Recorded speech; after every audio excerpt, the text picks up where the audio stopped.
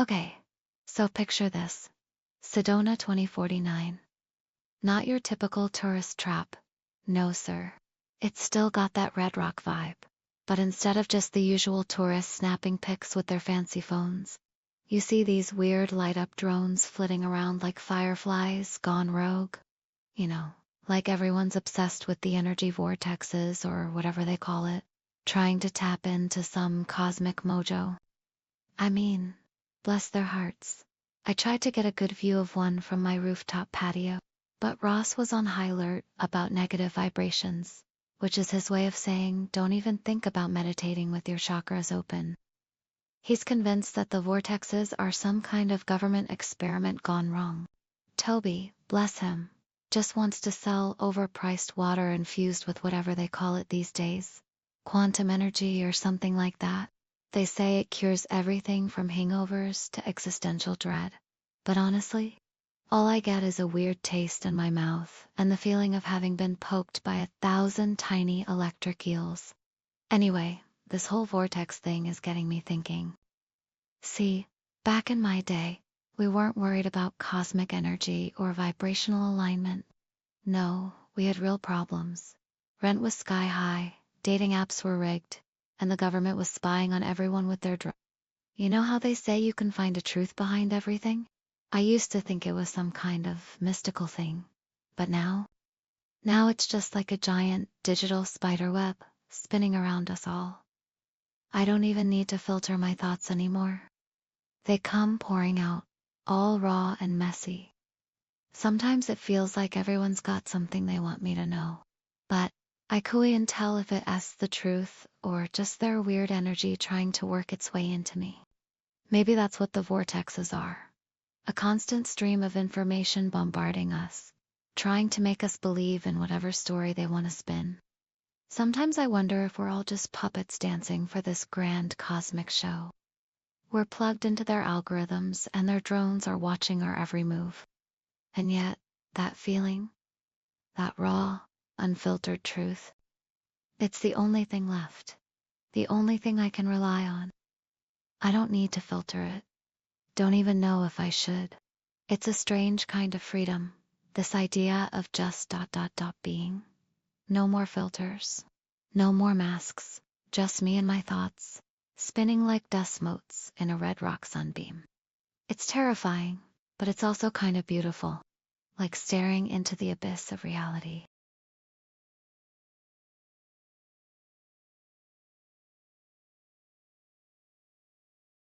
So, there's this whole underground network of caves they call the Whispering Walls.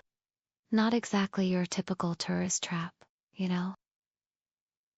You think you're going for a weekend retreat, get lost in the red rocks and find some zen. But these walls, they whisper. Not like birds chirping or wind whistling, but like voices. Old, forgotten stories of the past, maybe even future possibilities.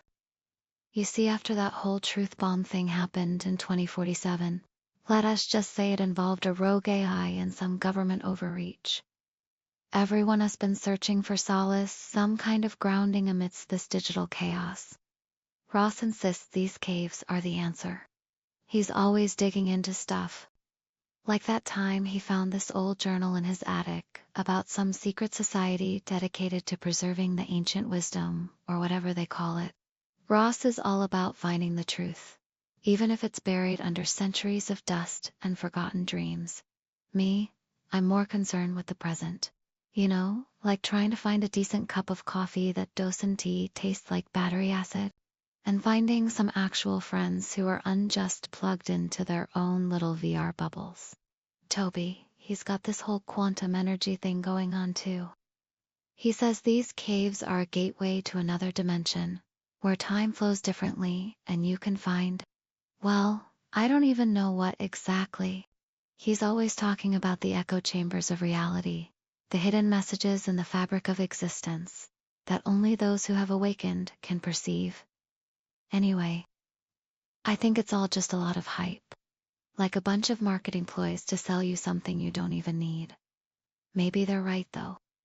Maybe these caves are whispering something real. Maybe there's truth in the whispers. Maybe all this filtered reality is just an illusion. And somewhere, beyond the layers of programming, lies a real world waiting to be found. Or maybe it's just my own anxiety talking.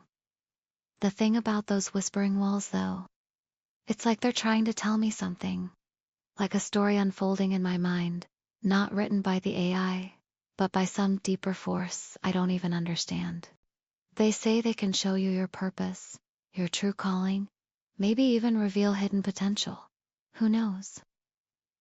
It's a thought-provoking kind of weirdness. But hey, at least I'm not filtering my thoughts anymore. They just come pouring out, raw and unfiltered, like the red rock dust swirling around me as I walk through this strange place. Just me and the whispers in the darkness. ... What do they want? What truth are they trying to tell me? It's all so overwhelming sometimes.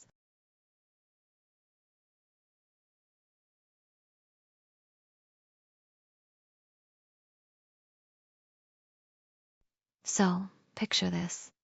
The Red Rock Station. Not your typical tourist stop. No, sir. It's got that old-time feel. But instead of dusty cowboys and saloons, it's all holographic projections and augmented reality displays, like a Vegas casino meets the future. Except everyone's here to find their truth. Ross is convinced this station is some kind of gateway to the new Eden, whatever that means. He keeps trying to convince me to get one of those VR headsets, like they're going to unlock some hidden potential. I swear, he'll try anything. He even tried buying a drone-powered meditation program once.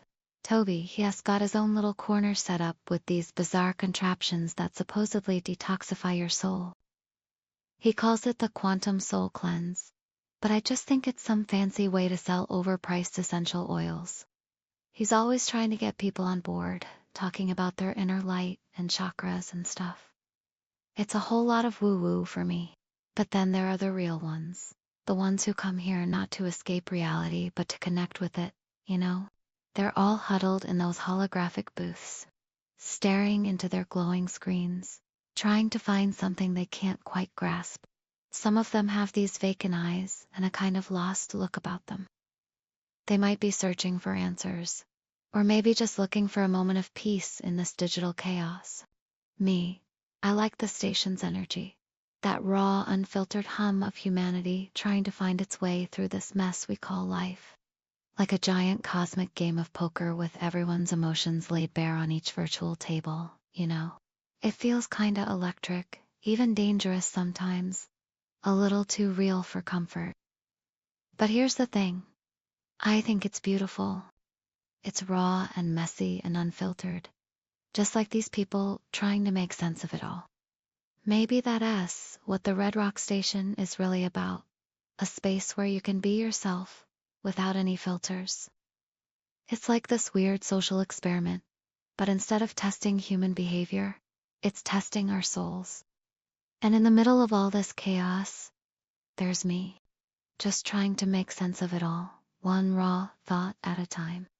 Like a moth drawn to the flickering lights of a neon sign, I get pulled into these holographic projections and virtual realities.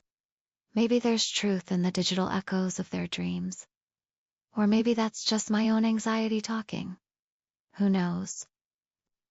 It's all kind of overwhelming sometimes.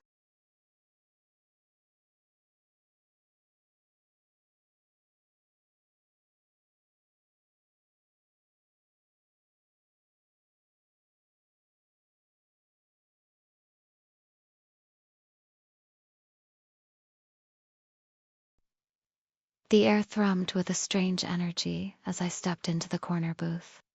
It was one of those dimly lit corners tucked away from the main holographic displays, almost like a forgotten relic of the past.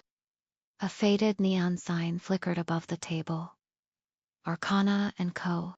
Ross was already hunched over a holographic reading board, his eyes scanning lines of code that seemed to dance in defiance of any earthly logic. Toby, predictably, stood by with a collection of crystal spheres and vials filled with colorful liquids. Looking like some kind of bizarre apothecary. I pulled out the Arcana tarot deck from my bag. an old battered card I'd found tucked away somewhere in a dusty corner of my apartment. It was a relic of another time, before this reality felt so synthetically manufactured and curated. My fingers traced the worn edges, feeling the weight of its history. "Let's see what fate has to say," I said, placing the deck on the table with a quiet thud. The woman behind the booth, who looked strangely timeless, despite her holographic attire, smiled. "Ah, a seeker of truth. The arcana whispers secrets only the open heart can hear." She adjusted a pair of shimmering glasses perched precariously atop her nose and looked at me.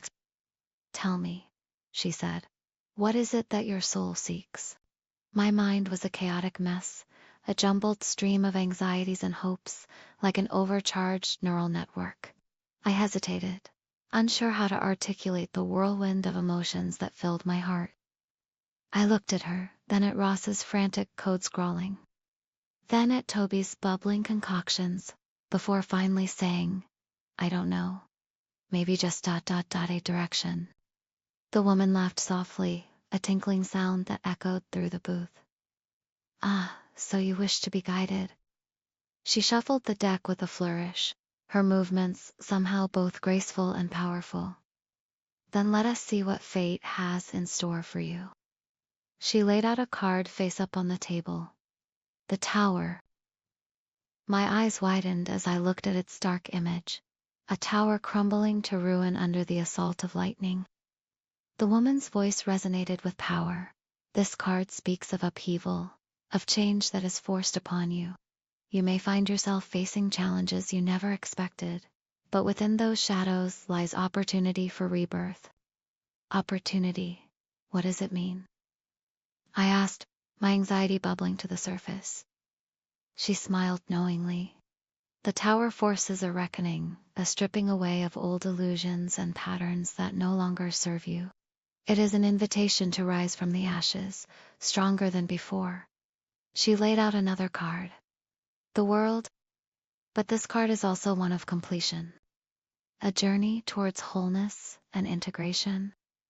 The image showed a beautiful world, bathed in golden light, filled with joy, abundance, and harmony. I stared at the cards, their images swirling before my eyes. "So it's not all bad. I can face these challenges." The woman nodded, her smile unwavering. "The tower may seem like a storm, but it is also a springboard for a new beginning. Embrace the chaos, dear one. It will lead you to your true potential." I felt my anxieties begin to ease as she spoke, replaced by a sense of quiet anticipation. The world around us seemed to hum with an energy that I was now starting to understand.